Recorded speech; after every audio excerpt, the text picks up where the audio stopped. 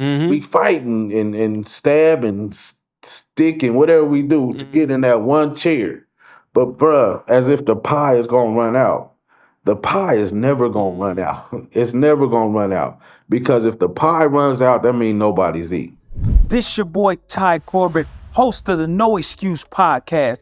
We'd like to welcome you in, and if you want to learn more about staying motivated, staying tuned in, this is the place to be. We make no excuses for being great. So from mindset to motivation, from entrepreneurship to being helpful in your community, this is the place to be. Watch, look, listen, and learn. Stay tuned in.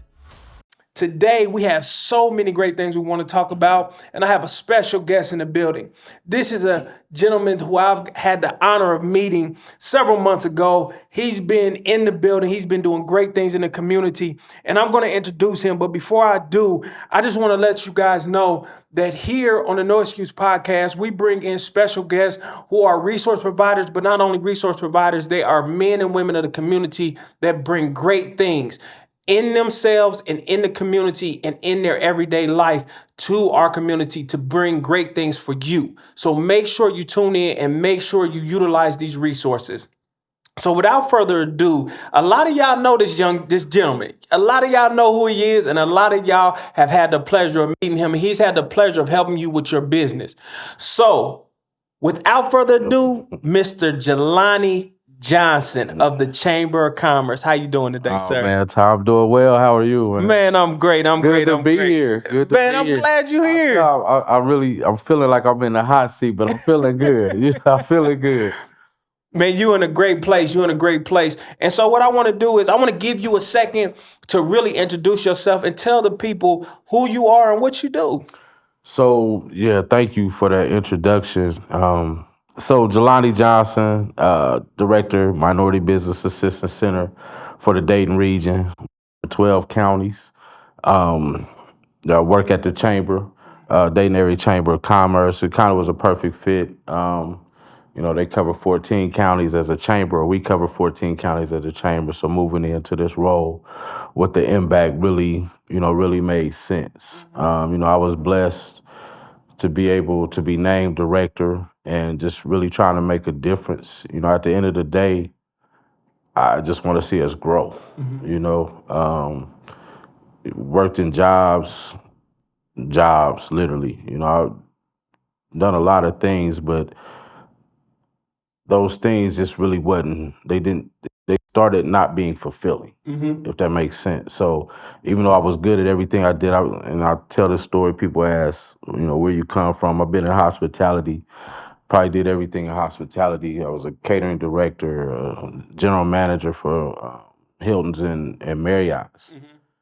And it was cool, looking at budget sheets, budgets and profit and loss statements and seeing how much money everybody else was making and not seeing us really in that space. Yeah. You know what I mean? Like, money was turning over, man. It's a lot of money out there. Yes. It's a lot of money out there. And, I got the opportunity when I left hospitality or to leave hospitality and work for the Ohio Minority Supplier Development Council, where that really opened my eyes to business as far as minority business. Because we really, prior to that, I really wasn't in that space.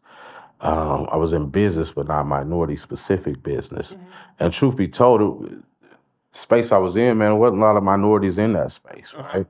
I mean, on either side. So it just, coming to OMSDC, it just gave me an opportunity to see where we are. We don't like to make comparisons or things like that. I know people don't like to compare, and that's fair.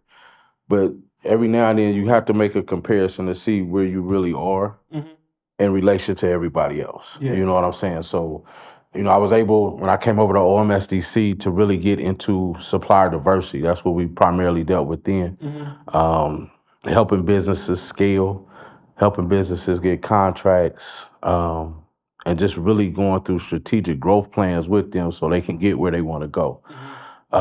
So that's my story, man. Kane left OMSDC, had the opportunity to work for Belinda Matthews Stinson, who I respect and admire dearly, honestly.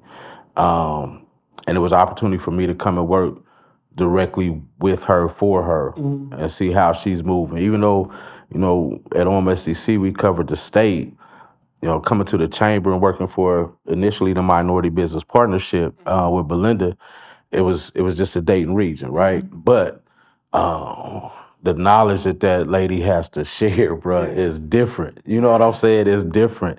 So, I felt privileged to be asked to come and work for her, with her, and it's just from that to where I am now. So, my life has been as much as I complain about things, as much as things we want, these things, different things, man. It just, when I sit back though, honestly, I'm where I'm supposed to be. I really believe that. I believe that the Most High has really blessed me to be where I am, to put me in a position to help people like I do. Yes. So I'm good. Life's Man, good. that's amazing. No excuses. No excuses, and that's where I was going with that, man. Because you didn't make no excuses, and we can look back and say, and like you said, you was in different places in your life, and you looked at different positions that you was in, and said, there's people in these places that are making more money than me, and doing and getting promoted in different positions, and you didn't make that excuse and say, well, I'm gonna sit back, or I'm gonna just leave these places and not try to excel and try to, put forth the effort to be great. Right. You looked at that and you said, I'm going to do better, and I'm not going to make excuses for not excelling and not, putting forth the best effort and being excellent and being great in my own right. Yeah. So that's really great, man, and I applaud that. No, I appreciate that, man. I've gotten old now, and I'll be there for real. And, when I was, 10 years ago, 7 years ago, I was chasing dollars. Yes. You know what I'm saying? Yeah. Like, it was just about the money. But as I've gotten older, and I've, especially when I got with OMSDC and started talking to some of these multi-millionaires, and, my mindset, I heard you talk about mindset in the introduction, my mindset shifted, man, because it was, at that point, it was not about the dollars, but it was about how I'm going to be remembered. Is legacy. Yes. You know what I mean? And do I want my legacy just chasing dollars? Money is good. Money is good. You know what I'm saying? You can't do anything without money. But what I don't want to be remembered. You can't take it with you, right? You can pass it on, but you can't take it with you. I want to be remembered for how I impacted the lives of other people. Yes. For positive, hopefully. Yes. Hopefully people think it was for the better. But that's, at the end of the day, that's my focus right now. Yes. How I can help other people get to where they want to get, because I'm good where I am. Nah, man, you said something just now. You said, your focus, your mindset, and I tell you this, man, if nothing else, one of the cleanest brothers I know, because every time I see you, you look like $1 million, man. Man, they told me the bow tie, I wore it for a couple of weeks. And somebody said, man, that's your brand. That's it. Necktie, so I had to go back to the bow tie. Hey, man, you ain't doing nothing wrong. So man, let's get into it, man. So, man, coming to the No Excuse podcast, and one of the biggest things that we always want to promote here is we always like to make sure that we give all of our guests and anybody out there their flowers. And one of the things that we always make sure that we promote here is giving individuals their due diligence and giving them their excellence and recognizing that. And what you do on a daily basis is excellent. But I want to kind of go back a little bit and kind of ask you about what got you here and how you promoted, or how you persevere over the things in the situations that you may have went through at the early age, and how you kind of just decided to not be one of those in our life that we grew up in. We was considered statistics, right? Right. So I'm gonna ask you a couple questions, man, that kind of it's gonna dig deep, because this is what we do here. Okay. Okay. So when you was growing up, man, and if you can tell us a little bit about, and I'm gonna ask you this first, what high school did you go to? Okay, so I'm from Middletown, so I'm a Middletown Midi. Okay. I bleed purple. Okay. For the most part, but Yeah, I got the purple in my tie. I hear you. So yeah, I went to Middletown. Okay, so in Middletown is a smaller town. It's a smaller, Yeah. not as a bigger city as some of us, but that don't mean nothing because some Nah, of them man. smaller towns be just as wild as some of them bigger ones. They So with you being from a smaller town, can you kind of? I want to ask you, what was one of your biggest fears growing up? That's great, man. Well, one of my biggest fears, period, man, and it's crazy because it should be a motivator and not necessarily a fear. All right, and my biggest fear is failure. It's always been failure, whatever it is. You know, I don't even know what it is that I didn't want to fail at. I just didn't want to fail, right? But in all honesty, man, especially when we look at different industries, different businesses, different just life in general, man, failure is a part of life, right? But even though my fear is failure, I think if I peel that layer back a little bit, it's failing and not trying again. Okay. My daddy used to tell me, and it might not make sense to y'all, but my daddy used to tell me nothing beat a fail but a try. Okay. So if you fail, you know what I'm saying, that's learn something. Learn from that failure and move on. But at the time, man, coming up, it was just like, I don't want to fail, period. Like, whatever endeavor I did, whether it was football or baseball or whatever else I did, I just didn't want to fail. So it was no excuse for not trying. None, not in my house. Okay. You know what I'm Okay. saying? Not in my Okay. house. And you got to think, man, my old man, he was, he straight Alabama. You know what I'm Okay. saying? So, he grew up, my grandfather, his father was a sharecropper. I mean, I was telling you I'm old, man. But my grandfather was sharecropper. So they grew up rough. They really, Yes. most of us did, no doubt. And they came up here, worked in the steel mill down in Middletown, Armco, AK. It had been through a lot of names. It's Cleveland Cliffs now. Yes. But no, it wasn't. Failure wasn't an option, or at least not trying wasn't an option. You can Okay. fail, but you at least got to try. And then what did you learn from that failure? Absolutely. Is that gonna make you quit? So I think, as I say that, more so, quitting was my biggest fear, and not failing. Because fail, I can learn something, but I got to go back and tackle it again. I just can't quit because I failed. Okay. If that makes any sense. Yeah, no. So to my public and to the guests out here, just know that there wasn't an option. There wasn't a choice. You had to try. You had to You try. had to try. No excuse. No excuses. Y'all hear this? This. Listen, we're not playing here. There's no excuse for not trying. You have to give it a try. And to that too, man, I want to say, if I may, that we all have things that we want to do. We think about doing. Even some of the wildest stuff in the back of our mind, man, I would love to do that. And a lot of us in particular get sidetracked because we let others kind of determine what we try and what we don't try. So I just want to encourage everybody, if it's something that you want to tackle, if it's something you want to try, don't let the naysayers in your ear kind of talk you out of doing so. You may fail. It might happen, it probably will. Yes. It probably will.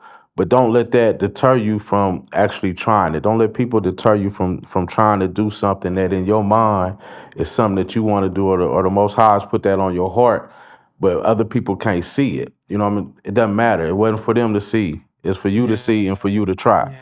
So, I just want to encourage people out there, make sure you take that leap. That's dope. That's dope. So with that being said, what does success look like for you? Man, that's crazy that you asked me that. So okay, man, I'm gonna tell you, I'm gonna let you in on a little bit about me. So I've been really paying attention to my mindset lately, right? And I'm gonna read a quote if I can. Yes, sir. It's crazy because I listen to YouTube videos in the morning, and a lot of them is about just mindset, having that resilient mind. But I want to read you this because I heard this morning, bro. You would never. It says success. Where'd it go? Success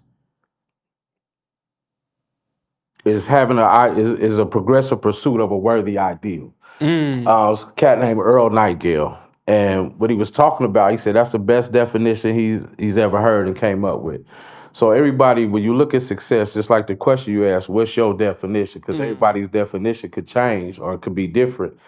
But when I think about success now, I used to think about success as, pocket full of coins, bank account fat, driving in whatever it is I want to drive in that year or in that moment, house, 3-4 bedroom, all of that, that American dream, right, that we learn about in school or they tell us to pursue. But when I was listening to this cat talking about success, man, one of the things he said is it's a worthy pursuit, a pursuit of a worthy ideal. What he was saying, if I set out to be a school teacher, and I work toward being that school teacher, then I'm a success. If I work toward owning a gas station for it, and if I want to own a gas station, I work toward it, then that's a success. So it's what I want to do that if I'm pursuing that, then that makes me a success. If you want to start a business, and you're working towards starting that business, then you're a success, right? If you want to be a truck driver, and you take those CDL classes and whatever classes you got to take to become a truck, you're a success. So it's not so there's not one singular definition for success. Success can mean different things. If you want to be a stay-at-home mom, and that's what you're working to do, then you're a success because you're doing exactly what you want to do.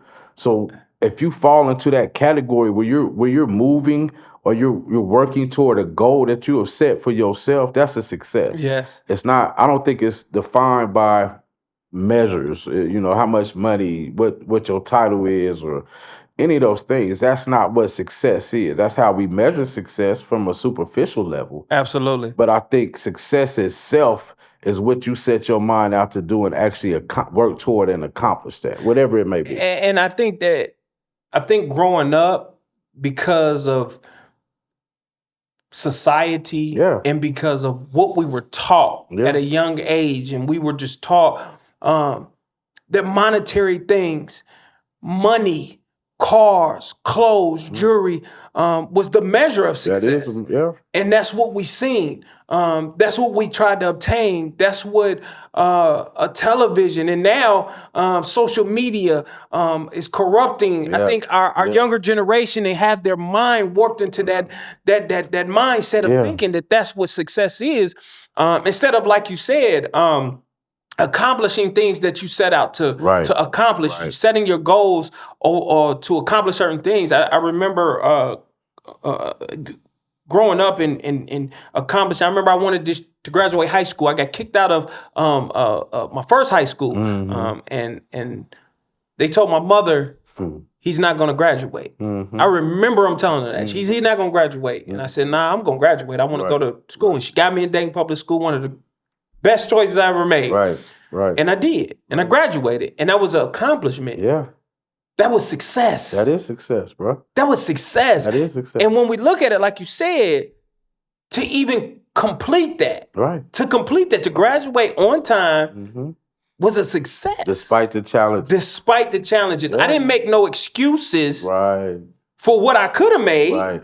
And what I could have said. It'd been easy. Exactly. It'd have been easy to fall. Exactly. You started off the show talking about statistics. But it would have been easy to make an excuse and live out what that teacher told your mother that he ain't gonna graduate. Yes. Well, you know what? They already said that. So she was right. But no, you gotta flip the narrative, man. We're not going for that. No, man. And that's the thing. We have to learn how to write our own script and our own narrative. We can't follow the narratives that other people said before us or expect of us. Yes. We have to create our own. And until we start creating our own as a whole, we're going to continue to be statistics. We're going to continue to fall short. We're going to continue not to try. We're going to continue to make excuses. But we have to learn, we have to have that mindset that come hell or high water, whatever I'm setting my mind to, that's what I'm going to do. Despite who says I'm not, despite who laughs in the background, who's in the corner pointing at me, any of that, who's behind me talking. No, it don't matter. Doesn't matter. Yes. If this is what I want to do, I gotta create my own narrative Yes. and go do it. Yes. No excuses, man. No excuses. So I'm gonna ask you another question because I got something deep for you in this. Okay. Yeah, get comfortable, man. We in it, you man. the hot You in the seat, hot man. seat, I man. gotta take my time You out. at home, man. You at home, man. You at home with No Excuse Podcast. I know in life there's a lot of things that we don't want to do, right? And when we don't want to do certain things, it's like, do we make excuses for them? Absolutely. So, is there something in life that you didn't want to do, right? But you did it anyway because you didn't have an excuse not to do it. I think going to school, man. Honestly, Okay. I don't necessarily know if I didn't want to go. Okay. I just knew. Again, in my house, there were no options. You know Okay. what I'm saying? Okay. It was either go to school or join the military. Okay. And I wasn't ready for boot camp. You know Okay. what I'm saying? Okay. So I think that's the first thing that comes to mind, man. But that was the best time of my life, to be one of the best times of my life. I learned a lot. I learned a lot about myself, who I really was. Because I mean, everybody knows once you go to school, the hardest thing to do, man. And I went to Old State, so I'm in Columbus, and the hardest thing to do is to get up on your own and go to class. Yes. Period. Yes. Your mama ain't knocking on your door talking about it's time to get up, yelling at you, get up, go. Yeah. That's gone, bro. Yeah. You know what I'm saying? There's nobody there. Nobody there, man. You come in when you want to. You in and out the dorm as you want. As long as you got your ID, flip that ID, keep it moving. But again, I learned a lot of who I was because I learned then I didn't have a lot of discipline. Let me say, I learned that a lot of the discipline that I did have was based off my parents' expectations for me. Okay. So when I was on my own, that discipline was gone. Okay. So I had to fail a couple times before I understood, like, if you do fail, what happens next? Okay. Right? Okay. So that was an eye opener for me to get my life together, even at 19, 20. What's gonna happen next? Where are you going next? What are you gonna do next if this doesn't work out? So that was the biggest thing for me, as far as thing to come off the top of my head, as far as not wanting to do something but had to do it anyway. So, on your journey to be a man, to becoming a man, what was the most difficult decision you had to make? Oh man, that's tough. It's the most difficult decision I had to make. I think really, man, the most difficult decision that I had to make was to be a man. Tell us about that. Because I had, like I said, man, we weren't poor, we weren't rich by no stretch, but we weren't poor.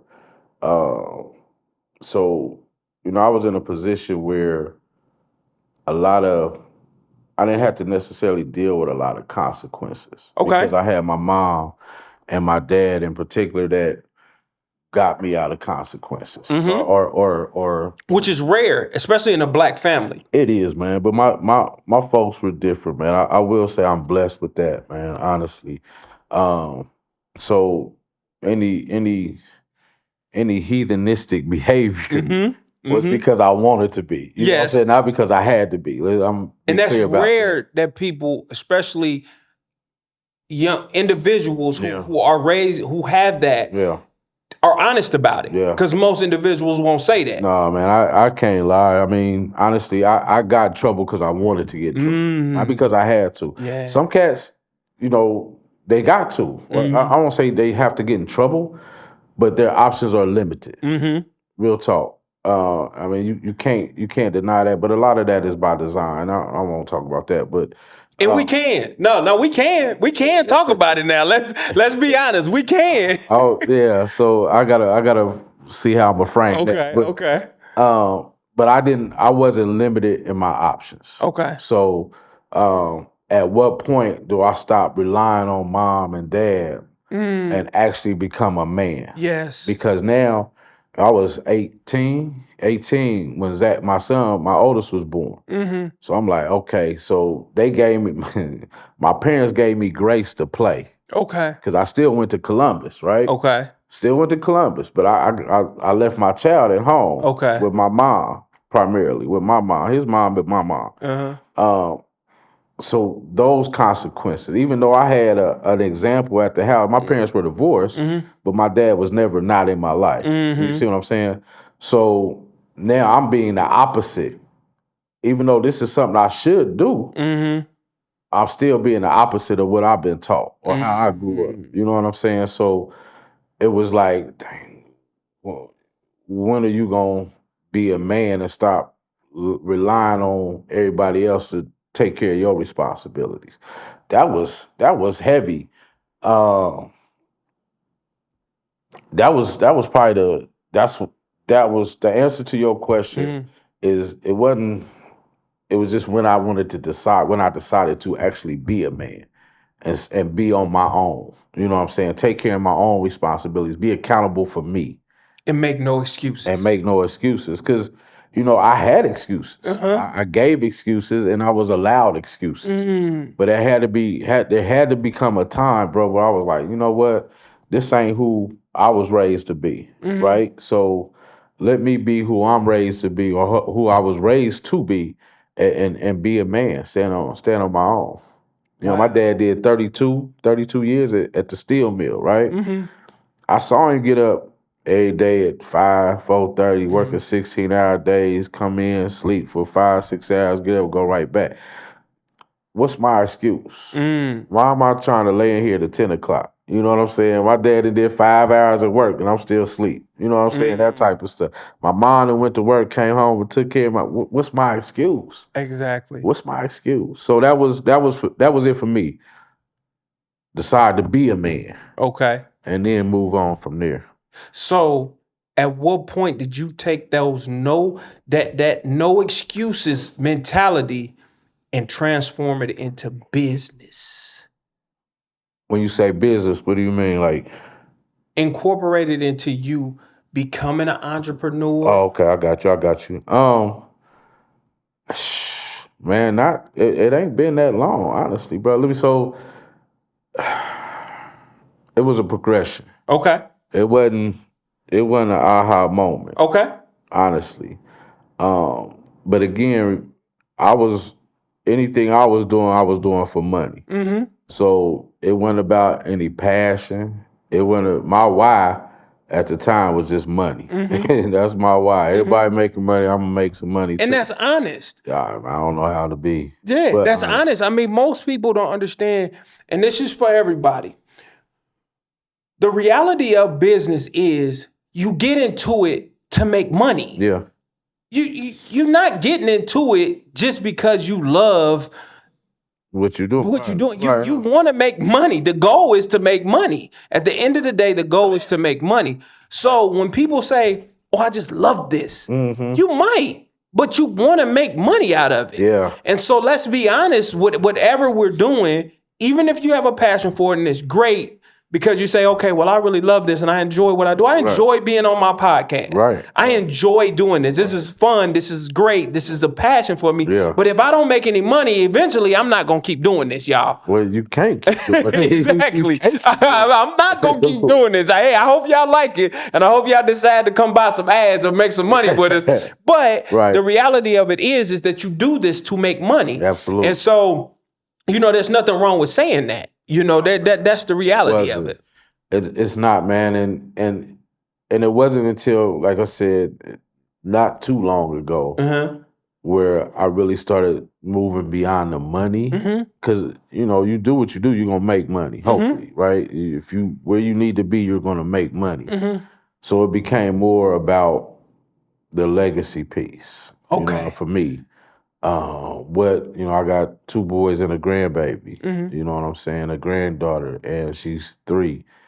And I'm like, bro, I can't be one of them people that when I go, I just go. You know what I'm saying? I don't want to. That's a fear of mine. Going back to your earlier question, that is a fear of mine that when I go, that's just it. You know what I'm saying? I don't have anything for my kids or even my grandbaby to fall, or any other grandbabies that come to fall back on, or be like, Dad set me up like this. You know what I'm saying? When he left, that's what's driving me right now. You know what I'm saying? Of course, helping the people, that's the passion, right? That's the passion.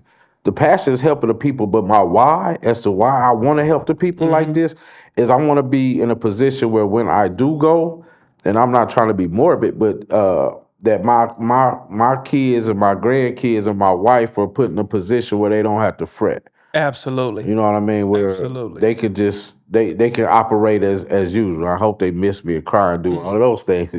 But I want them to move, you know what I'm saying? Just like okay, he set us up. You know what I'm saying? The Bible talk, and I'm not trying to get biblical, but the Bible talks about, a good man leaves his children's children an inheritance. So that's where I'm at. You know what I'm saying? I'm trying to be that good man that when, the time has come that my people behind me or next to me are good. You know what I mean? I've been in a situation where I had to help people raise money to put people, to send people home. Nah, bro, not here. You know what I'm saying? Yeah. If I could help it, I've been in a position where somebody or seen it where somebody has left and the family don't know what they doing. They out their house. They got to start selling stuff. Nah, bro, that's we find ourselves in that position too much. Yes. It's too much out here, right? To be put in a position where folks gotta, and no Pass the disrespect. hat. No disrespect, right?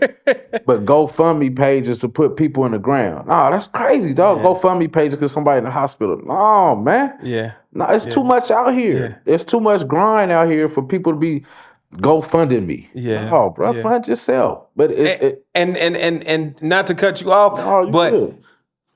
for my listeners and for my everybody, we got resources and we got another episode, so stay tuned because we have somebody here who gonna get you together. We bring in the resources to let you know who you need to talk to have your affairs in order, to have your 401ks and your retirements and your insurance. We have that, and this is why we're here, because a lot of times individuals just don't know who to go to, just don't know who to trust, just don't know who to bring their information to, who's going to make sure that they're in a safe place, and they show them, not only because a lot of times what I found out is that, we talk to people and they talk to us in a way that doesn't educate us. Yeah. They just, give us a bunch of terminologies that we don't really understand. They don't break it down into ways that we really understand, put it in layman term for us so that we can have a clear understanding of what we're signing. Right. That's the problem. They put these contracts in front of us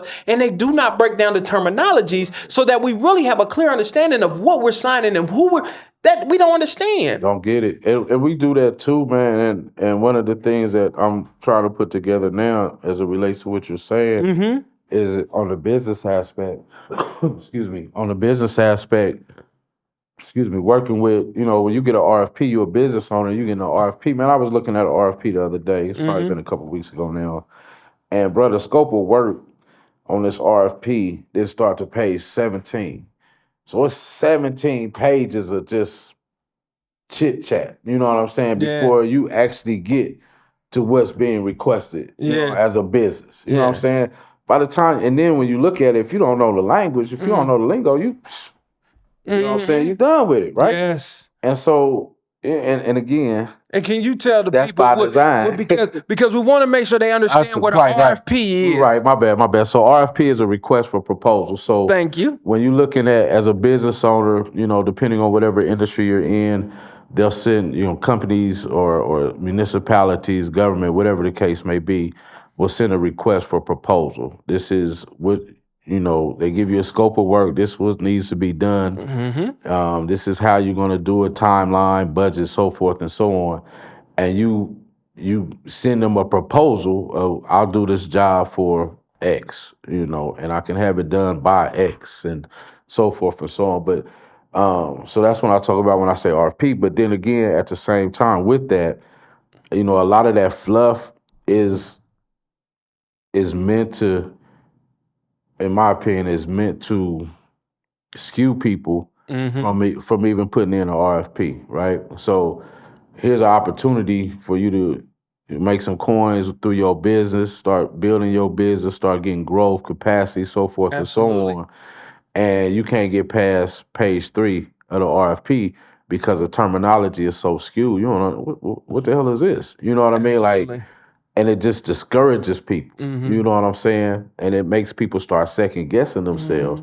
And then we start to settle for less than what we're actually worth because we haven't been skilled or taught how to properly read requests, how to properly go about, piecing that thing together, pulling out Absolutely. what you need and throwing away what you don't need. And also submitting proper invoices. Yeah. Submitting proper invoices. And this is another thing, and we giving free game here to my people. Stop sending cash apps. In business, you have to have a way for when you submit a invoice, you have to be able to have a way for the individual, whoever you're submitting the request for, they have to be able to pay with a credit card. Cash App is not a legitimate form of payment. It's okay for friends and family, but in corporate America, that's not how business is conducted. So make sure you can submit an invoice electronically and they can pay through a payment service, okay? So I'm looking in the camera because I want you guys to really understand this. If you're gonna conduct business properly, we have to have those methods of payment, because when I when I contract somebody and I say, submit me an invoice, I send it to my secretary. My secretary then pays with a credit card, but she does that through an invoice and through electronic payment. She cannot pay through Cash App. She just can't. We can't track that. We can't send that to our financial department and then send that to our tax department. Well, so I'm saying this to you guys to make sure you understand. Not to knock anybody, but just so that you guys understand this is how proper business is conducted. Yeah, and then if I can piggyback on that too, one thing we got to understand when we're looking at these RFPs and actually, getting these contracts, especially with different corporations, make sure we pay attention to their payment terms, because you're looking at sometimes 30 days, 60 days, 90 days before you get payment.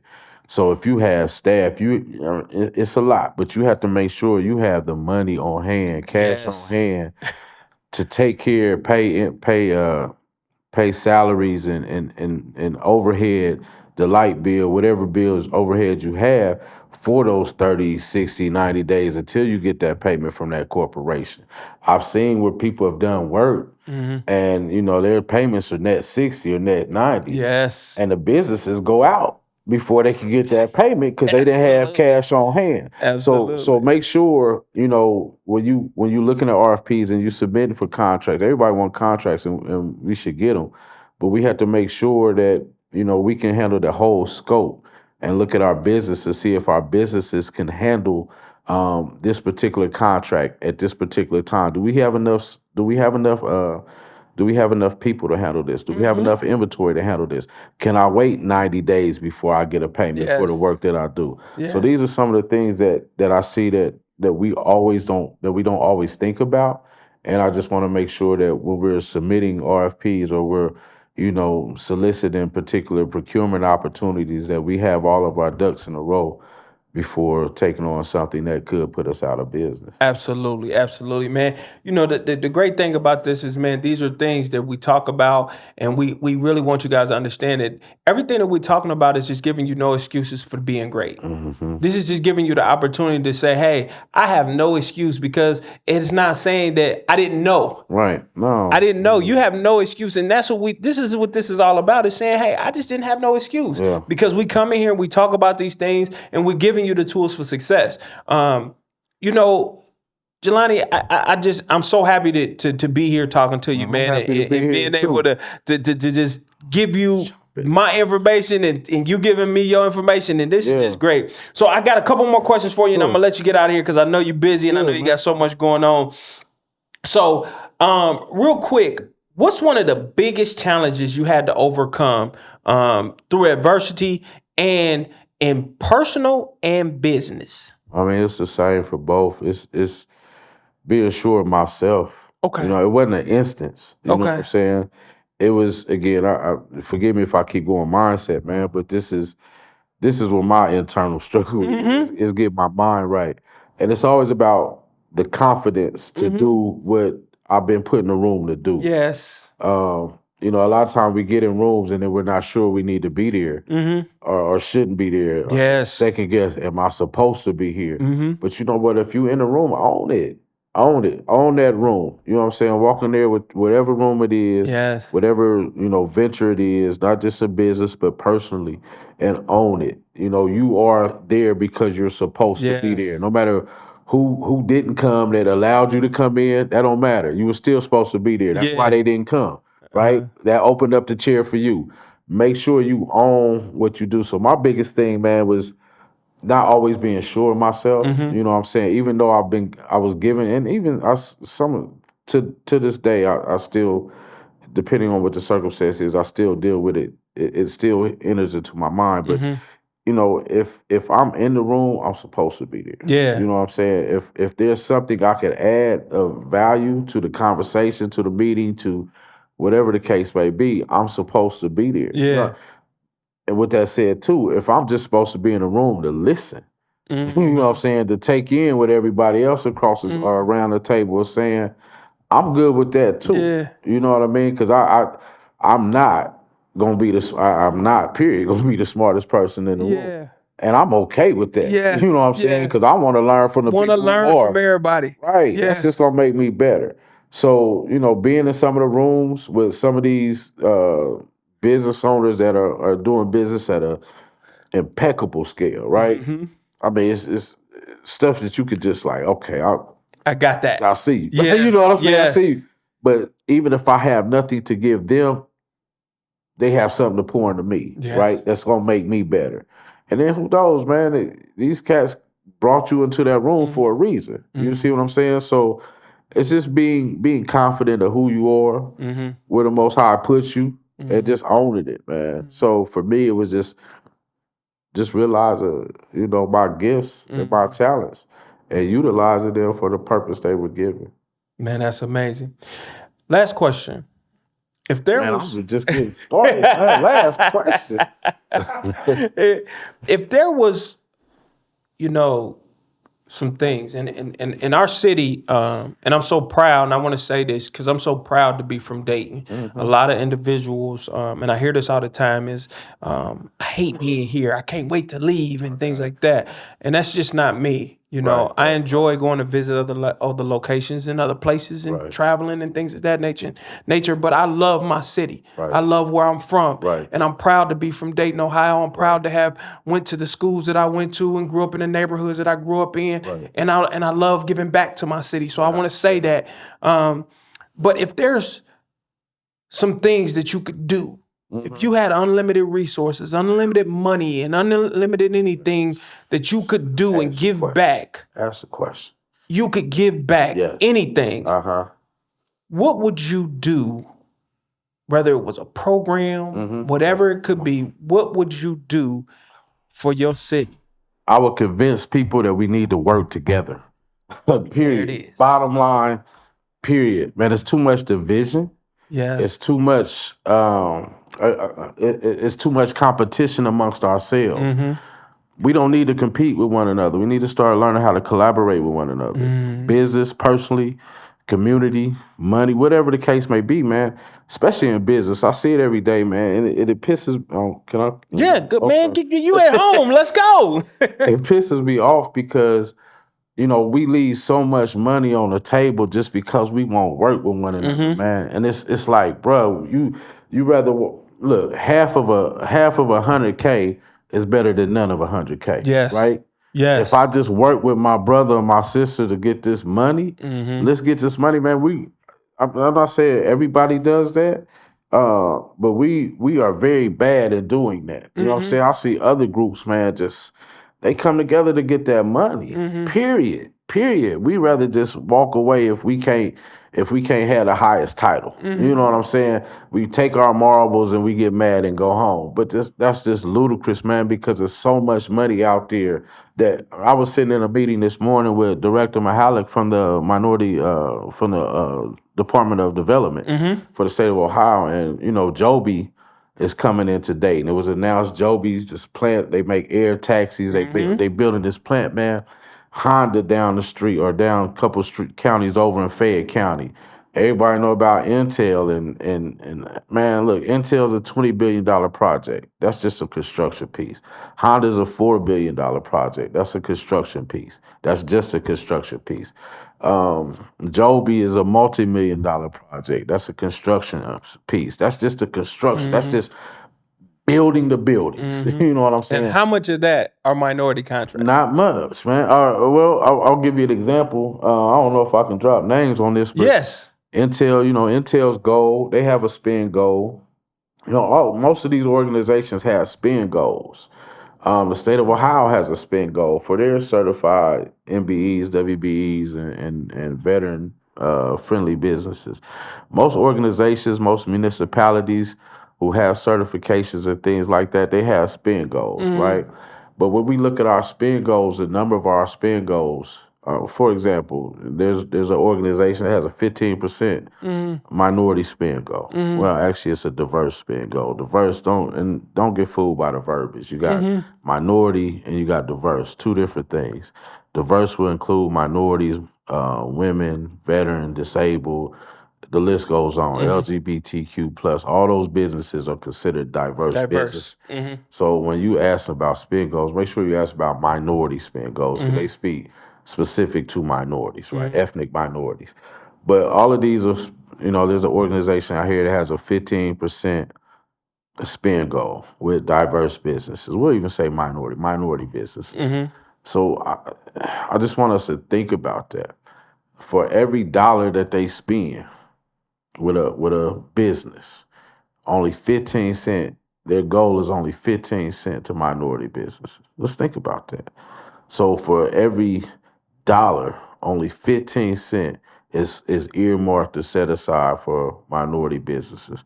So if minority businesses are only getting 15%, that means 85% is going somewhere else. You understand what I mean? So, we have to demand better of ourselves first. And then demand better of these organizations that we want to spend with, man. And when we talked to GWDI, the first day I met you, if you remember that, one of the things I said is, this perfect example here is what, 1, 2, 3, 4, 5, 7 chairs, am I right? 6 chairs, 7 chairs around the table. But minorities are made to believe that there's only one chair open for them, right? So because of that mindset, man, we fight each other just to get to that one chair. Right? We fight and stab and stick and whatever we do to get in that one chair. But bruh, as if the pie is going to run out. The pie is never going to run out. It's never going to run out. Because if the pie runs out, that means nobody's eating. Well, tell me this, and I think this is the misconception, and this is the problem that I have with our mindset. And I teach individuals this. You have to think business. Now, one of the things that I think a lot of people heard when you just said that is 15% is for minorities and 85% is for everybody else. What they fail to realize is that 85% you can still get. Yeah. You can get that. That's the problem, and that's the part that we feel that we can't get. Right. We feel that 15% is all that we can get. And we all clamor to get that 15%. Stop. 100% of that is available to you. It is. You choose to say, well, if I don't go get this minority business certification, then I can't even apply for the 15%, let alone the 85%, when in reality, you can apply for all of it. You can. You just have to do your due diligence. You getting that certification allows you to apply for the 15%. But if you don't get the certification, doesn't mean you still can't apply for the 85%. Yeah, so a lot of times when they have spend goals, the only way they can track those spend goals is if you have certified MBE, WBE, whatever it is they're tracking. So Belinda, my VP, the VP of Business Inclusion for the Dayton Area Chamber, she always says, and I've adopted it, is that you don't need a certification until you need a certification. Right? And to your point, Ty, you don't, once you are certified, you don't want to lead with your certification. Yes. This is not, you don't come in the door with your certification in your hand saying, I'm certified, I need this job. You know what I'm saying? I need this contract. Yeah. No, you let the work speak for you. Yes. You know what I'm saying? And if necessary, then you pull that certification out. Yeah. No excuses that I shouldn't have this job or this contract. But with that said, and I'm gonna be disliked for a moment, and I'm okay with that if it brings about change. We gotta be more accountable to ourselves. Yes. First and foremost, man. We can't go demanding something